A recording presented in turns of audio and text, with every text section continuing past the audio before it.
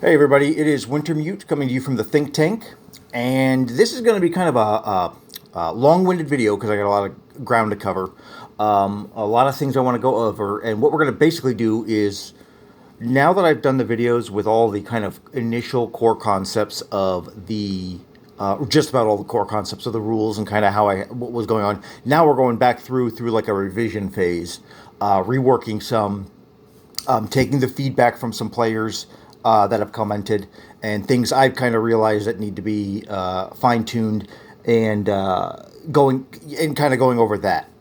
So that's kind of what we're going to do. The first thing I want to mention though is I had made a lot of DIY reference sheets. I had also made the build cards for each individual nation. And I had also made excuse me, the setup sheets for all the units you would need for the initial setup of each nation, which if you remember, I showed I had made a card for each one and put it in the setup or the box for each nation, so you could just quickly scoop up the units, put them on that, go set them up, and be done. So I posted all those online. I will put a link in the description below, and I will also have that link, and it's already, before this video gets posted, it's already going to be in my About section as well on the YouTube page. So all those documents, I got those up. If you look at those documents and you see anything that is wrong or needs to be updated, please let me know so I can get that taken care of right away and get it up to speed, so there's no issues there. And again, my email is in the About section. I'm going to start just putting it in the description section of all my videos, just so everybody knows how to contact me directly. So now that out of the way, one thing I decided to do now this expansion is covering a lot of kind of ground and several kind of core concepts that I like and would like to see in the game. Now that said, if it never congeals into an expansion, so to speak, I'm perfectly happy with this series of videos just being a lot of ideas for house rules, because I've already gotten a lot of people kind of come back and say, "Oh, I like that. That's a great thing," and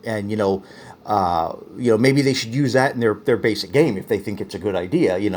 Just discard everything else around it and just go, I like that as a special ability for that nation, or just another option for all the major players, to just add some flavor to the game. You know what? That's cool. Do that. I think that's fantastic. And if that's all this ends up being is kind of a long-winded list of house rules, you know what? Yeah, I'm perfectly okay with that. So, on the other hand, with that in mind, I am trying to use existing markers from HBG, rather than come up with a slew of new ones. One, it promotes it's easier. It's already what's out there. It helps promote the company and resources that they've already invested in their product, that becomes usable by players. So I like that idea, though if things are overall successful, I will be more than happy to talk to Doug about getting some additional markers made for other ideas and things. But right now, I don't consider that a high priority to worry about making markers. For various reasons, and also in that it's kind of, because it is such a big, expansive, with multiple ideas kind of being put forth in this expansion, I'm also kind of mentally breaking it down to kind of minor modules. Now, I've played other board games that would release an expansion, but when they release an expansion, there's actual several different groupings of rules, and you can use them all together in addition to the core game. Or you can go, you know what, our players don't really care for this. We don't think it adds much to the game, so we're going to discard that. And we don't care for that. It's cool. It makes the game more complex than we like, so we're not going to play with that module. But these other two parts of the expansion, we really like those. We're going to play with those. And that's what our gaming group is happy with. So I think that's a perfectly reasonable thing to do with any board game that with your regular group. So with that in mind, I'm kind of breaking it down into 5 different modules, and they're all going to interact with each other, but I'm also making sure that I write the rules in a way that it's accounting for if they don't interact with each other. So with that in mind, the kind of five subsets that I have in my mind are engineers, orders, missions, doctrines, and intelligence. So that will make if this doesn't make much sense the way I described it, it will when I kind of review some of the updates to the doctrines and some of the other stuff. It'll make a little more sense then.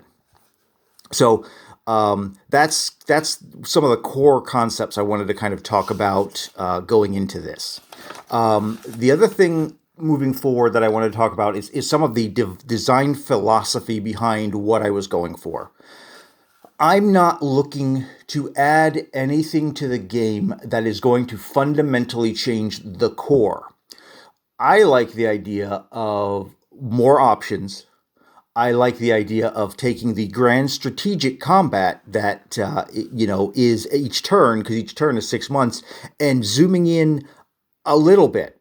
Not all the way, but just a little bit to give players some more options and make some decisions to each combat to make them feel, one, possibly a little more unique and exciting, a little more nail-biting, based on the success or failure of missions, or whether your units are able to roll for their orders, or what the case is.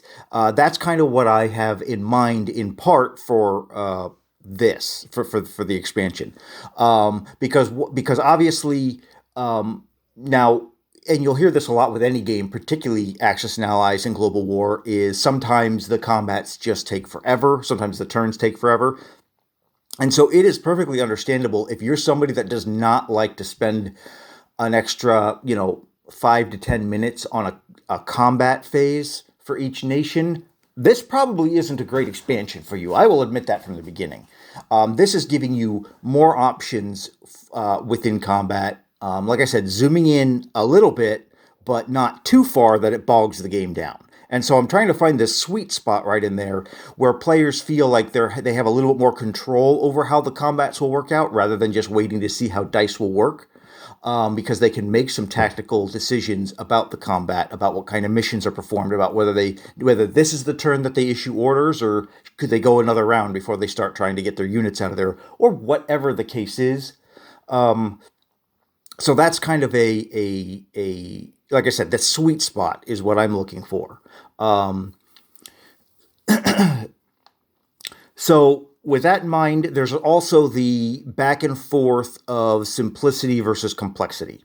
And I'm going to give you a very specific example of what my initial way that I envisioned a rule being written, and then how it ended up being. Just as an example, I'll have two examples of that. So one of the doctrines Germany can get is to use their attack bombers versus facilities.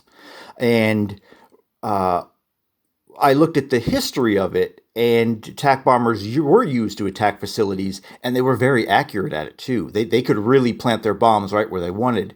But it came with a cost of being very susceptible to anti-aircraft fire because of the dive bombers pattern, which is ultimately part of the reason they were phased out anyway. Excuse me. So initially, when I envisioned that rule, that doctrine, I was going to have, I didn't want to put these guys on par with medium bombers doing 1d6. I still felt that might be a little bit too good. So what I was going to do is I was going to have them do 1d3. So if you're not familiar with, how to roll a 1d3 from playing other games, you would roll a 6-sided dice, and a 1 to 2 is a 1, a 3 to 4 is a 2, and a 5 and 6 is a 3. So you're going to roll a 1d3 and add 1 to the total to help represent the accuracy. So the damage range would have been between 2 and 4. But then it came at a cost of the AA firing at you hits on a 1 through 4. Now, is that more historically accurate? I feel it is. But it's a little bit more crunchy in terms of doing the math. So ultimately, I went with the way it currently is, which was suggested by my friend John, is somebody I bounce a lot of these ideas off initially. That don't have the flak, don't modify the flak. That'll keep that simpler. Don't modify the die roll for these. Just give them the option of dealing 1d3. And you know what? He was right. That is simpler. It takes away this math. It reduces this math. It stays in line with what's already there, and you're not. It's a lot less fiddly. So even though the initial way, like I said, was a little more historically accurate, rules wise, it was simpler, easier, and more straightforward to just keep it like it is now, 1d3 damage, and now they can where before they couldn't. So that's an example. Another example is using German. This is actually my nationalist Spain guys, but using a German recruitment points, where the way I initially wrote it up was Germany. Every time they took a territory from an opponent, or a neutral territory, or any territory from basically any territory from an opposing nation, they got a single recruitment point so long as there was an IPP value for that territory.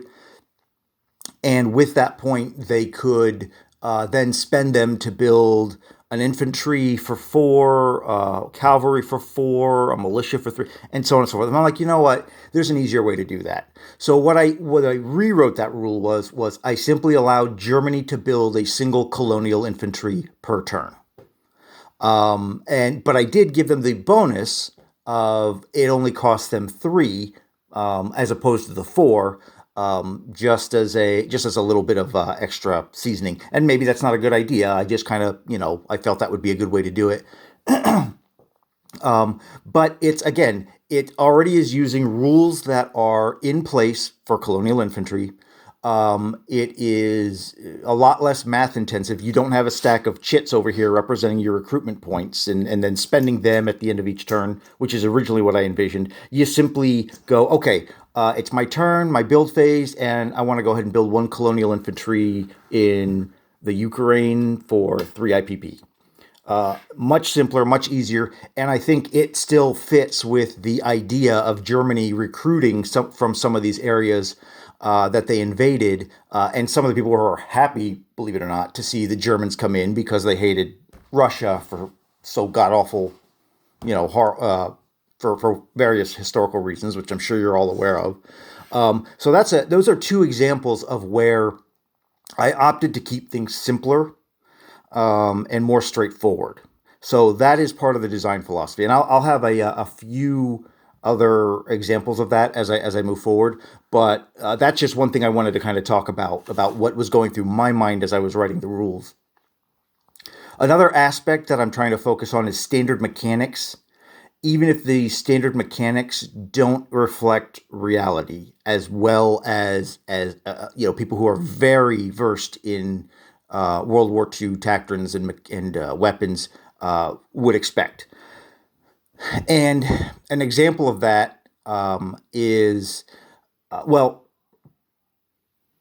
part of that example is it. Well, part of that is I don't want to. I don't want to have, even though this nation was really good at that thing, but this nation wasn't quite as good at that thing, even though they still did it. I don't want the rules for the 2 different nations to be different.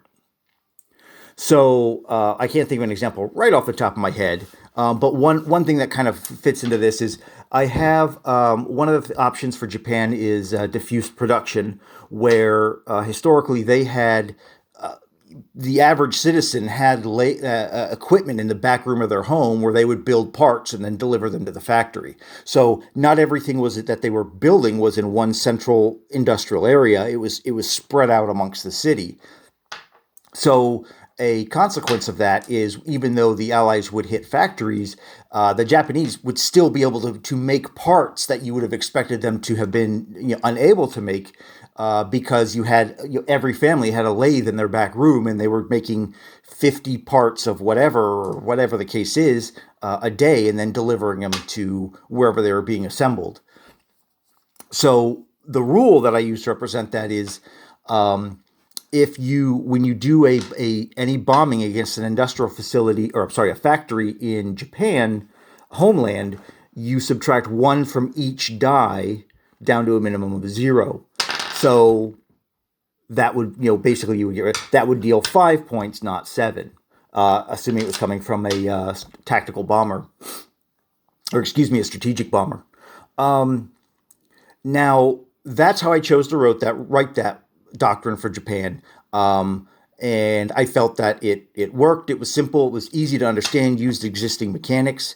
But then we go over to Germany, and they have a doctrine called underground factories. Now, the way I initially wrote underground factories, I felt it was a little underpowered. Basically, you subtract 1 from all die rolls for strategic bombing against their factories. So that would just be a 6 rather than a 7. And then I rewrote it where you placed a underground marker underneath a factory, 1 per at the end of your turn for each turn, and then for each underground factory marker, it reduces the total by the number of underground factory markers that are underneath it. And historically, Germany did move some of their factory facilities underground. However, it was not extensive, and it was not. It didn't have a big impact. So even though they're kind of the same basic idea of protecting the factories, the way I wrote the German one is more historically accurate, I feel, probably debatable, to the way it actually worked out with Germany versus the way it would actually work out with Japan. But this is an example where I'm simply going to rewrite the German rules for underground facilities just like the Japanese rules. And the reason I'm going to do that is simplicity. Lack of, I don't want there to be too much confusion. And I want to build on the core mechanics and fiddle with them a little bit in a way that's easy to understand, rather than having to come up with a bunch of extra tokens on the board that are taking up space. Even though that's HBG has an underground factory token, which is a great token. I would still prefer the mechanics to work the same from one nation to the other. And another example of that is Russia had they had a lot of their airfields and airstrips were hidden very well. So I have a similar concept with them for their airfields. And initially I was going to write it up where, so these hidden airfields aren't quite as effective, so they can only scramble 2 fighters, and then they don't have AA, but then they reduce them. And I'm like, you know what? Let me just write it like I've already got it with the Japanese diffused production in their facilities. Just subtract 1 from each damage die down to a minimum of 0. Again, even though historically, the way I originally wrote it might be a little more accurate, I think for the sake of keeping the rules consistent and not overly complex, I'm going to basically just kind of transfer the same concept, unless there's a very specific reason to do it otherwise. And in this case, I don't feel there is for these 3 examples that I gave you. So standard mechanics versus the reality is another kind of thought. One of the things that I'm looking for as I kind of do these. So again, and any individual thing I mentioned during this video, if you think that I'm right or wrong, or maybe I'm missing the point, or maybe people go, yeah, no, screw it, make it more complex. Maybe people, there's a time and a place to add complexity. And there's a time and a place where you still need to keep it simple. And given that I already have so many core new concepts coming with this expansion, I think keeping it simple is the better way of doing it in this instance. So, and in that same vein, I'm not locking myself into historical dates and ideas. And my friend John pointed out, I have amphibious armor as a doctrine available to Germany, Japan, the Commonwealth, and the United States. And he mentioned that German amphibious armor was nothing compared to what the Commonwealth and the United States put out there.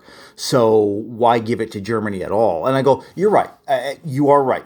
However, they did dabble in it, and the main reason the plug was pulled was because Operation Sea Lion never really took off. Now, if they had really went forward with Operation Sea Lion, they had the option of moving forward with amphibious armor much more aggressively. They chose not to. So the fact that it was on the drawing board and there was some possibility of them really using that technology more, I gave it to them, even though historically they really didn't delve into it all that much. So I don't want to lock myself. I don't want to lock any players into. Another good example is, and this goes in with kind of the next point I wanted to make was about no major prerequisites as of now, and versatile anti-aircraft artillery was a good example of that, where they realized that they could do that during the Spanish Civil War. And then they brought that idea back to Germany, where they could use their 88s against armor and vehicles. Now, am I going to build a prerequisite into the game where Germany won't use that idea until the Spanish Civil War is complete? I think that's not even worth worrying about. I think that even though we know there is a historical kind of time period where that idea became known and then executed, we shouldn't lock ourselves into that date. Number one, or time frame. Number one, it's confusing. It's more things to worry about that I don't feel we should have to worry about. And number two, I'm trying to give players options. So if a nation delved into that at any point during the war, I'm giving them the option of kind of maybe delving into it much earlier than they did historically as an option for the player. And then that goes into my next point, which I think is one of the biggest ones, is making sure that the rules are not abusable. And you'll notice a lot of the things that I have written have a cap built into them. And if they didn't initially have a cap built into them, they have a cap built into them now. And here's another example of the thought process that I came up with about making sure that something isn't abusable. When I talked about amphibious armor, I know that there are models for amphibious armor, and I thought, do I come up with a stat line and a cost for amphibious armor? Do I limit the players on how much they build? And I'm like, I think the way I did it is the easiest, where at the start of each amphibious assault, the attacking player may designate one light armor as amphibious. An amphibious armor may land on the first round of an amphibious assault. And the horror scenario that I had in my head is, let's say it has the same stats as regular light armor, but it costs 5. Germany takes that doctrine.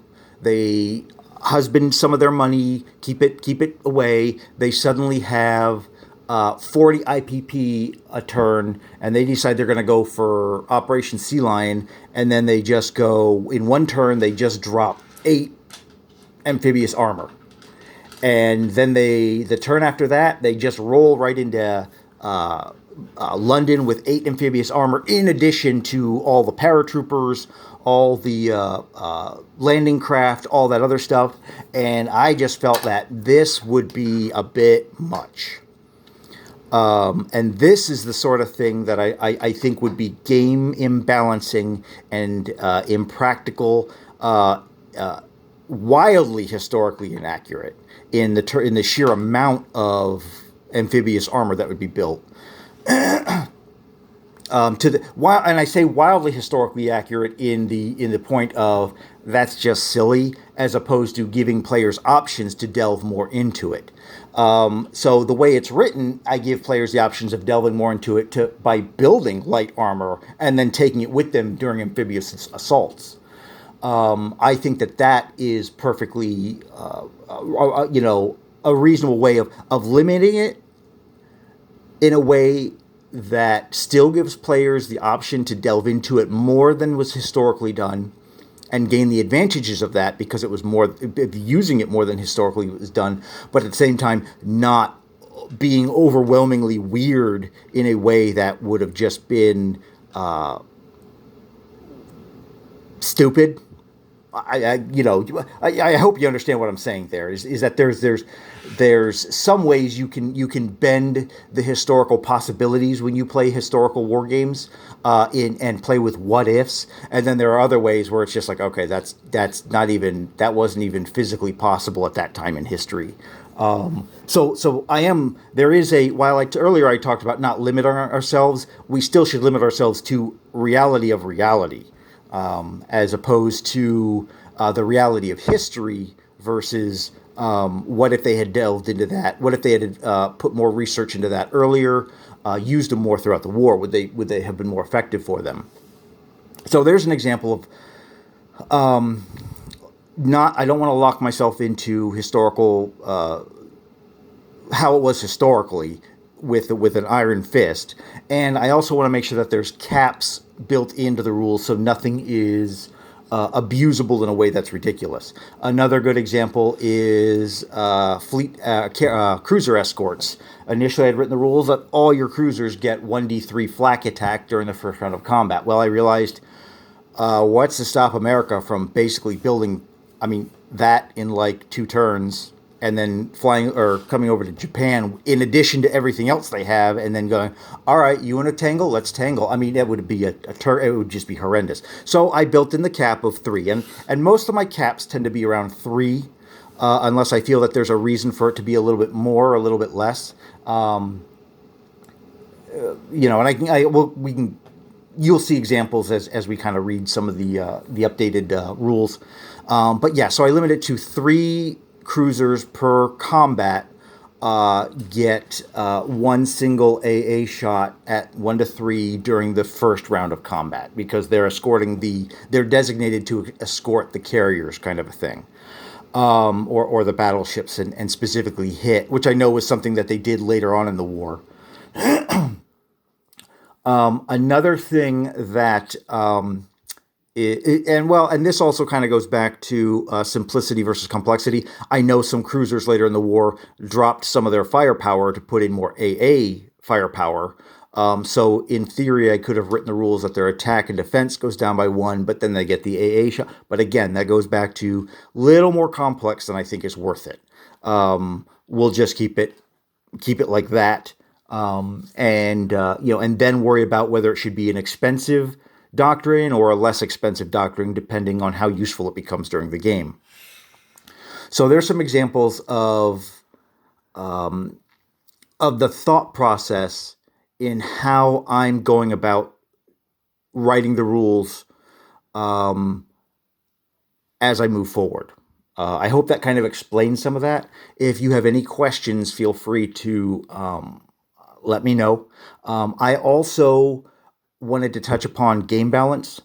I'm gonna save that one for the next video. This is gonna be one video, but I've decided I've gone on long enough that I should probably stop this one right here, let this get kind of digested, and then the next video is I'm gonna go over some of the updated doctrines, and I never really did solidify the rules for enacting doctrines. So I'll go over that as well as the concept of making sure that in an overall sense they're a little more balanced. I'm going to do that in the next video. So I know there was a lot that I went over in this video, but I really felt it needed to be done to explain what I was going for when I was writing the rules.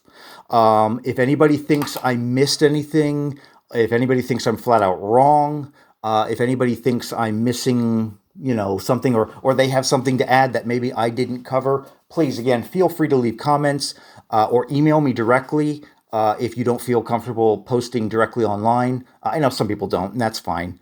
And yeah, we'll keep moving forward with things. This is Wintermute signing off from the think tank.